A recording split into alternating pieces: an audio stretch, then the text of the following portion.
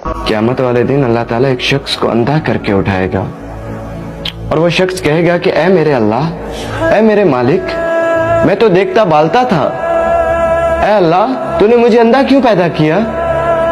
तो अल्लाह ताला उससे फरमाएगा कि ऐ इंसान, तेरे पास मेरी आयतें पहुंची थी, ऐ इंसान तेरे पास मेरा पैगाम पहुंचाने वाला आया था, ऐ इंसान तूने तो उसे झुटला दिया, ऐ इंसान जब तेरे पास मेरी आयतें पहुंची तो तू उससे मुंह मोड़ लेता था, ऐ इंसान तेरे साथ ऐसा ही होना चाहिए था। इंसान चंद ख्वाहिशात करेगा जिसने सारी जिंदगी गुनाहों में गुजार दी।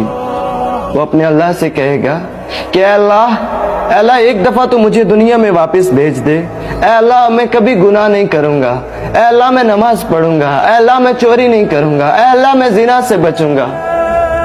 मगर नहीं, तुम्हें तो अब यहाँ पे हमेशा रहना है। तुम्हें मौका दिया गया था, तुम्हें पैगाम पहुंचाया गया था, अगर तुमने तो उसे झुटला दिया। ऐ काश कि मुझे मेरा नामा अमाल ना दिया जाता, ऐ काश कि मैं फलां शख्स को दोस्त ना बनाता, ऐ काश कि मैंने अल्लाह और उसके रसूल का रास्ता इख्तियार किया होता, ऐ काश मैंने अल्लाह के साथ किसी को शरीक न ठहराया होता, ऐ काश, सिर्फ काश बच जाएगा इंसान के पास, सिर्फ काश।